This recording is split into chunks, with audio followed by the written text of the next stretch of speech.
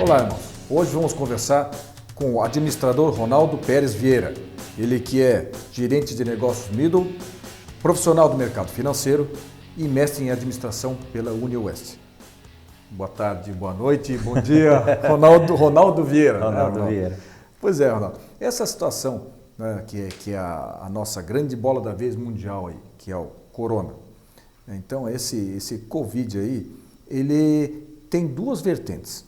Tem as pessoas que acham que tem que ficar escondido, um isolamento total, lá tem que ficar escondido completamente para que ele um dia passe.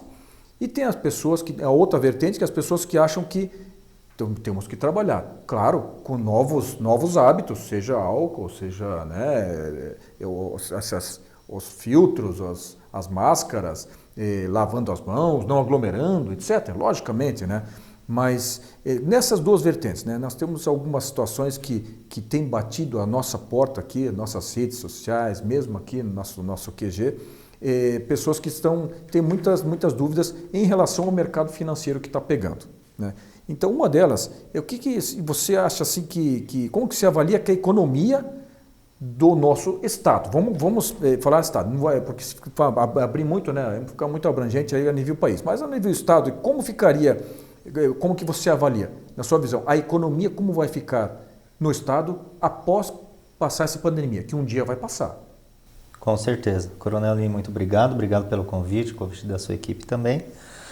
A avaliação que eu tenho, em primeiro lugar, o aspecto saúde, que é o mais relevante de todos, e de fato o isolamento para as classes que mais necessitam e que exigem um cuidado muito grande com a saúde, ele é relevante, ele é necessário de fato. Toda pessoa que exerce algum tipo de risco em relação ao vírus tem que ficar isolado. Porém, quando falamos dos aspectos financeiros e econômicos, nós entendemos que existe uma nova forma de fazer as coisas. E isso vai ser algo habitual no dia de hoje. Uma nova forma de trabalhar para aqueles que não dependem de especificamente ter que se locomover, e eles podem exercer sua atividade dentro da sua casa e às vezes até ser mais produtivo. Então isso é um fator importante. Não é para todos? Não, de fato não. As funções essenciais, e daí quando nós falamos também de setores produtivos de manufatura, nós também entendemos que essas empresas, essas indústrias, esses outros profissionais têm que colocar a mão na massa, não tem o que fazer. É natural que eles tenham que se expor, está na profissão. Então, uma indústria de alimentos não tem como ser 100% automatizada. Existe a sua mão de obra humana no processo, tão importante quanto. E essa mão de obra precisa estar exposta, infelizmente. Ela, com todo o seu cuidado, com todo o cuidado, seja ele regido pela Organização Mundial da Saúde, pela Vigilância Sanitária, quem for, mas todos os cuidados necessários com a saúde para que esse trabalhador e para que o próprio empresário também exerça a sua atividade. Os novos hábitos. Se faz necessário, são os novos hábitos. E aí que o senhor comentou também, a parte de cuidados de higiene pessoal, que às vezes por algum momento em nossa vida, às vezes na correria, às vezes a gente esquece e não tínhamos esse hábito tão contumaz. E isso se faz necessário, é um aspecto cultural. E de agora em diante, infelizmente não queríamos que fosse dessa forma evidente, mas vamos ter que ter esse cuidado mais relevante a cada dia, sempre. Evitar de fato as aglomerações, que isso é muito importante. Assim evita-se que, como é vírus, é algo invisível ao olho nu, nós não conseguimos identificar se eu, o senhor ou qualquer outra pessoa esteja portando ele. Mas evitar a aglomeração. Porém, a parte produtiva do país é importantíssimo que ela gradativamente venha se adaptando e retomando com todos os seus cuidados.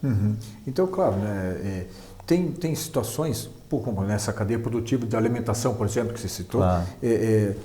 Nós temos que fomentar, temos que incentivar com novos hábitos, logicamente, senão daqui a pouco não adianta você ter o dinheiro do mundo, que você não vai ter alimento, né? Exatamente. É isso, né? Logicamente, né? E tem esse impacto, Coronel, principalmente em relação ao que o senhor falou, a nível Paraná, a nível Brasil. O Paraná ele tem um destaque muito forte na atividade de fornecimento de alimentos, proteína animal, Então, essa relevância da cadeia do oeste e sudoeste do Paraná, próprio centro-oeste, aí na parte do agroindústria. Então, existe uma relevância de fornecimento e nós não podemos parar. Porém, tem que tomar os seus cuidados. As cooperativas, como exemplo, nós podemos citar aí várias, mas as nossas cooperativas aqui do Oeste, todas têm um cuidado absoluto com todo o seu quadro de funcionários e os processos produtivos e são exemplos para o Brasil e para o mundo. Então, isso é importante e deixar também claro, né, dessa relevância deles para a nossa região, né? E na sua opinião, assim, a economia do Estado, novamente, em relação ao Estado, né? Melhor que um país muito grande. Em relação ao Estado, você acha que o Estado estava preparado para enfrentar, para fazer um enfrentamento a uma situação tipo essa pandemia que veio aqui, economicamente falando? Economicamente falando, não.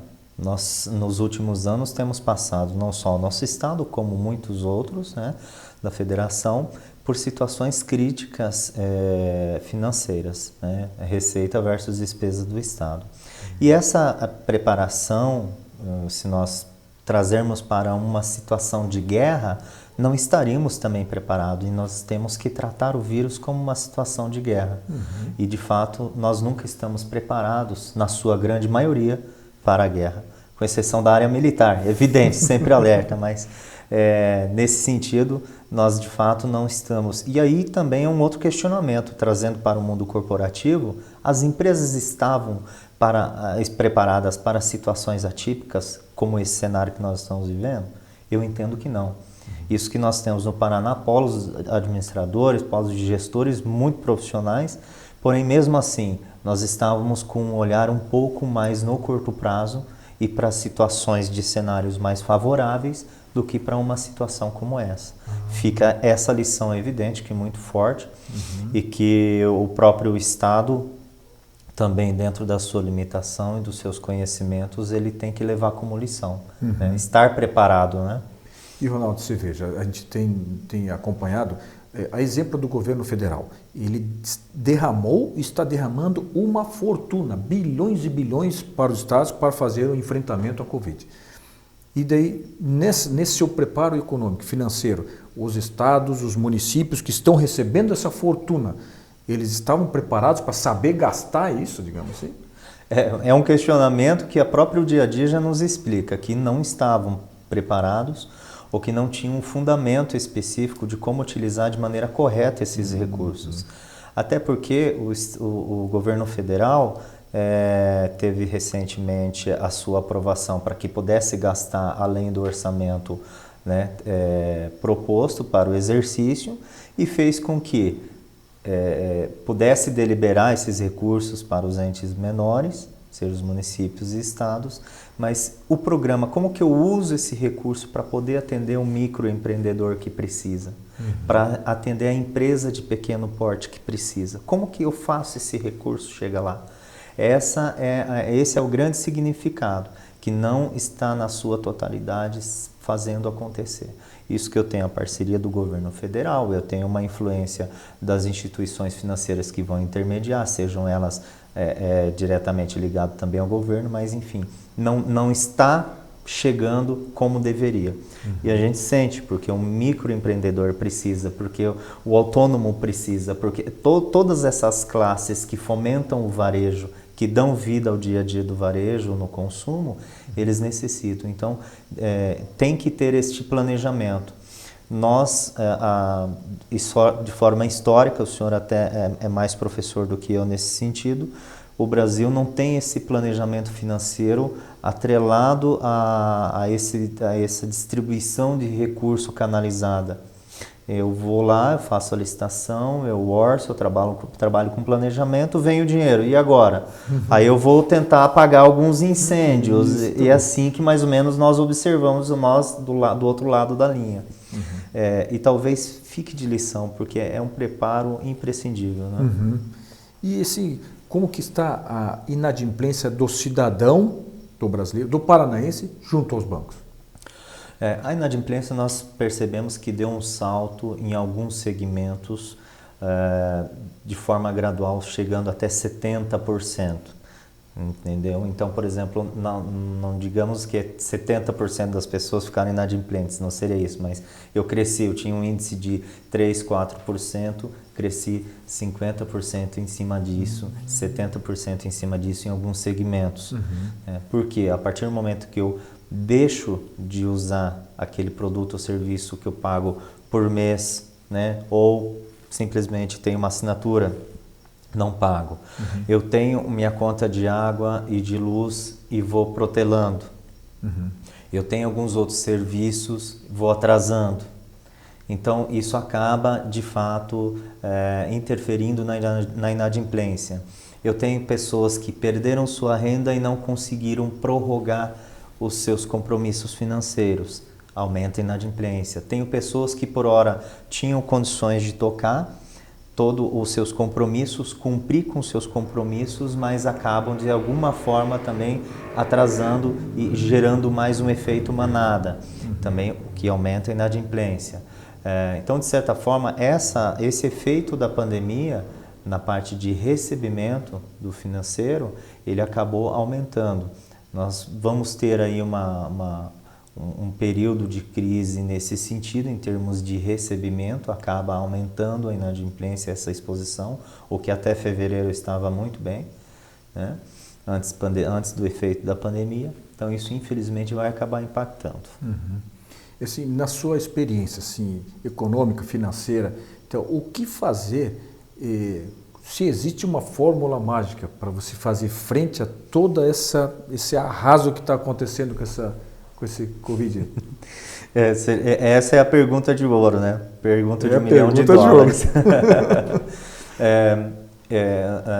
Principalmente na experiência que nós temos, seja tanto na parte acadêmica quanto na parte do mercado financeiro, é que o empresário e todos os empresários como todos, que são todos vencedores por tudo que eles já conquistaram, mas agora vai ter que ter uma força maior ainda, nada diferente daqueles que eles estão habituados, mas uma força maior ainda, porque para tentar direcionar e canalizar sua energia para criar novas formas de produzir, de vender e de entregar.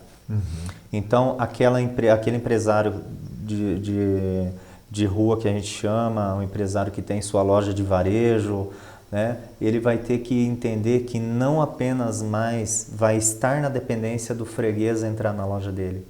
Ele vai ter que buscar isso no meio digital. Ele vai ter que refazer a forma como ele estava vendendo. Então, vai exigir dele um exercício maior. E aí nós entramos em todos os outros segmentos. A alimentação, o delivery, como nós já tínhamos um hábito de consumo via delivery, simplesmente agora o crescimento ficou exponencial. Por quê? Porque as pessoas não vão me expor, não vou sair de casa, mas vou pedir. Será que o restaurante estava preparado para poder fazer essa mudança mais do que rapidamente? E nós sabemos que muitas vezes o ramo de restaurante ele tem um fluxo muito apertado, ele tem que fazer o dia para comprar no outro dia e assim por diante. Nós sabemos, essa é a realidade do empresário, muitas vezes em segmentos. Segmentos de valores mais agregados tende a ter um pouco mais de dificuldade. Eles vão ter que fazer o quê? Tentar ajustar a sua margem e tentar colocar suas vendas de forma diferente também. Então, todo esse contexto que a gente está vivendo vai ter que passar por uma mudança e um foco do empresário em cima do negócio dele e ver como ele consegue adequar, seja de forma digital, que é um grande caminho, é um caminho sem volta, essa forma digital de vender e depois, na sequência, ter uma boa logística para poder fazer a entrega. Tá? E também a forma dele estar de olho no negócio dele especificamente. Tá dentro da empresa dele mais do que diariamente, ele tem que estar vivendo aquilo. Não sabemos quanto tempo isso vai para recuperar.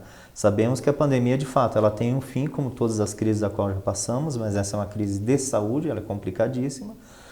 Porém, ela tem um fim e nós temos essa esperança que esse fim seja de curto prazo. A recuperação que é um pouco mais demorada, entendeu, coronel? Então, assim, essa recuperação, ela vai levar um tempo. Ontem à noite eu estava falando com um colega, num bate-papo, um empresário, ele falou assim, o que eu faço? Eu fecho a empresa e daqui um ano reabro, daí eu falei assim, olha, você deveria pesar. Em um ano, as pessoas podem esquecer da tua marca, podem esquecer de onde você estava, podem esquecer até quem você era. Às vezes, nesse um ano, se você tem fôlego para manter e acredita no negócio, vai moldando ele, modificando ele para não parar, mas não sai do mercado. Porque às vezes é mais caro um preço para retornar esse mercado do que tentar passar nesse mar revolto por enquanto, que é o que nós estamos vivendo. Isso. Então eu tenho que sempre ponderar, eu tenho que sempre balancear, porque é fácil falar quando a gente tem recurso, mas e quando o empresário não tem? E quando o banco ele não tem condições de crédito, ele não preparou a empresa dele para crédito? Isso de fato faz com que ele fique refém de uma situação e muitas vezes tenha que fechar. E é o que a gente não quer. Mortalidade de empresa nós não queremos. Sem empresas, você não tem emprego. E a sua visão de banco de cima, sim, você pode falar exatamente o que você está propondo, você está... Que eu estou vivendo no meu dia a dia. Quando nos bancos, às vezes, os empresários nos procuram e falam assim, olha, eu preciso desse recurso e por mais que seja feito um bom trabalho dentro da instituição, não tem mais já está no limite a situação de concessão de crédito. A pergunta a culpa é especificamente o banco que não quer dar mais dinheiro ou a minha empresa que eu não fui preparando ela ao longo do tempo, independente se eu precisava ou não. Entendeu? Mas a culpa não é do empresário, é uma questão cultural nossa que gradativamente nós temos que colocar isso no dia a dia das empresas. Tem que estar preparado para uma situação que é aquilo que a gente comentou, Coronel, de crise, de guerra. Como se fosse ter uma guerra, para estar preparado para o pior cenário. Né? Talvez seria essa uma grande alternativa para as empresas repensarem e se reposicionar. Isso eu acredito fielmente que é uma coisa que impulsiona muito para que venha trazer soluções e trazer novos ares aí para os empresários. E lembrando, eu como empresa, eu gero receita e gero recolhimento. Né? Gero recolhimento ao meu município, ao meu estado e assim eu sustento toda uma cadeia. Agora, se eu não tenho empresa, se eu não tenho condições de manter a empresa, gero desemprego, ou seja, eu acabo criando uma lacuna negativa que é o que a gente não quer. Justamente o que a gente não quer nesse momento. Então, amigos, esta é a visão e os aconselhamentos do administrador Ronaldo Vieira. Muito obrigado por sua disposição, seus conselhos aí, o pessoal vai olhar com carinho. Muito obrigado, Coronel.